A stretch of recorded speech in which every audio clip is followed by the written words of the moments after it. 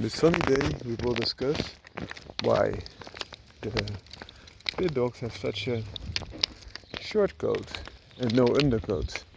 There was a question asked by a subscriber, and I think his rationale is that if the coat is longer, it will also offer more protection, and also if you have an undercoat you have an additional insulation, not only for heat but also for damage. And of course there's some wisdom in that, but there's also a reason why those coats are not as long and undercoat in those Pitdogs. The subscriber thought that perhaps these Pitdogs were of original Roman or otherwise coming from warm countries, so if they are the descendants of the Roman war dogs, this could play a role, and of course it could play a role, but it's also something else, and that something else is that a Pitdog needs to be able to go the long haul, and therefore needs heat management. So the thicker the coat is, and especially if you have an undercoat, of course it will offer some protection, but it has tremendous drawbacks in heat management. So those dogs will overheat far easier than dogs with a short coat. And even so, sometimes in this modern day and age, you see that people even shave the short coats of their dogs to give them even better heat management, and as such illustrates this fact even more.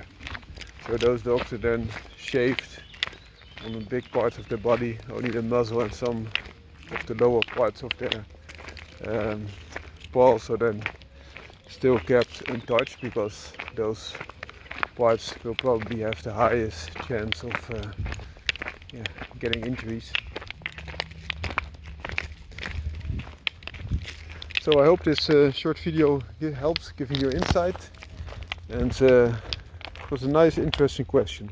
In this video we will discuss some historical accounts as been told by subscribers of this channel of Airedales beating some pit bulls in the past, Airedale Terriers, and also an account of a Chow wolf hybrid beating a pit bull. These accounts are dead accounts, so it gives you insight that a pit bull does not always need to be the most victorious breed in the pit. They can also be beaten sometimes by other breeds. But there are some points that I want to address here as well. Those pit bulls being stopped by these other breeds were stopped by a much larger dog, whereas normally pit bulls are brought out at a specific weight in the past, so they had weight classes. So that gives you a little bit of insight that of course a much larger dog can do some things. Also, as known, the coat of a wolf or Chow, especially Airedale, could prove a little bit different to the dogs that they are used to work with, as well as very big dogs and also aggressive dogs. Terriers are quite aggressive, but especially Chow is very aggressive, and wolves can be as well. Coupled with the large paw length could be protective, because that gives a lot of resting ability and also protects the bigger dog for being the underdog in many occasions. That being said, normally this is not a factor that would hurt the real bigger pit bulls. There are also accounts.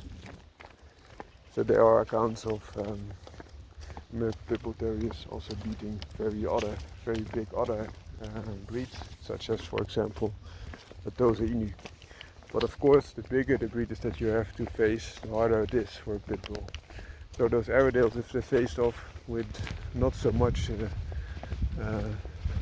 a size in the American Pit Bull Terrier, you will have a reason to have a big advantage.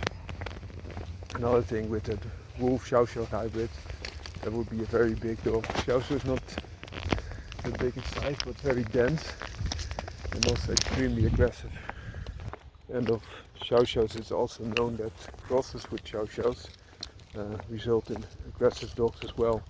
When they created Eurasian, the first Wolf Chow, so Wolf Spitz, German Wolf Spitz, crossed with Chow, had very high aggression and had to be tempered down by Samoyed infusion again.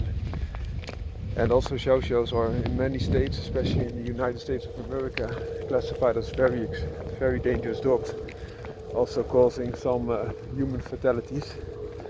And as a breed they are in the top bracket, so also a lot of insurance companies will tell you this. This is different than, for example, American Pit Bull Terrier, that is normally very people friendly, but just has aura of being a hard dog. The Chow is really more of a guardian type of breed, even though it is a show breed for quite some while now.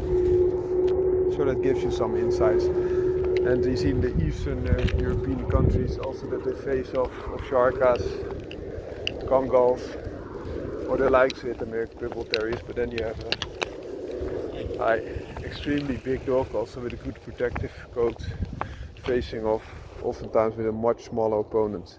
And then they are also quite often victorious over the game dogs.